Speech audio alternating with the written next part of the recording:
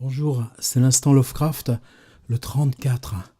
Comme ça, rapide, c'est la nuit, juste un petit éclairage et j'étais en train de relire encore les lettres de Lovecraft à Barlow.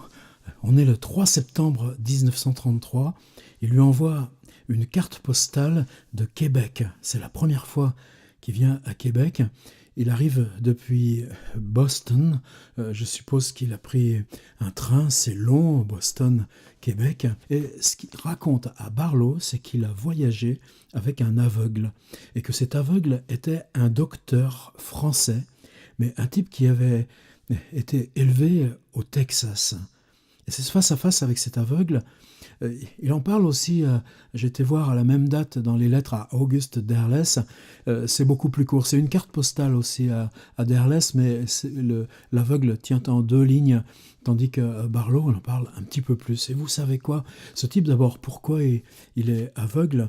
Euh, il a fait la guerre, la Première Guerre mondiale, en tant que médecin. Et vous savez qu'il a, dans Herbert West Reanimator, écrit pourtant 7 ans plus tôt, il y a comme ça la figure d'un médecin dans les charniers des tranchées des batailles de la guerre 14-18. Et ce gars a perdu la vue dans des combats en Italie pour avoir été assailli avec du gaz de chlore. En tout cas, enfin, c'est juste ce que dit Lovecraft. En Italie, assailli au gaz, le type est devenu aveugle. Mais c'est pas ça. Vous savez que Lovecraft a toujours vénéré Jules Verne.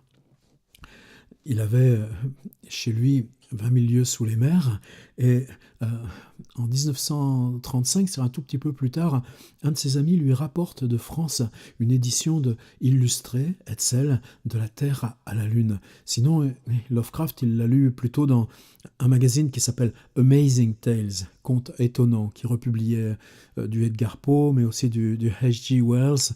Et c'est là que Lovecraft a lu, dévoré les romans de Jules Verne. Eh bien, ce docteur français aveugle, élevé au Texas, ayant fait la Première Guerre mondiale, avait connu personnellement Jules Verne.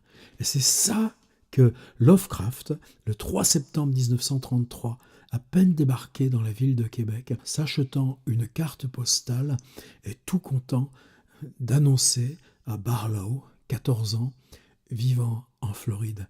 J'ai voyagé avec un docteur français aveugle qui avait connu Jules Verne. Ça nous en fait des histoires, non?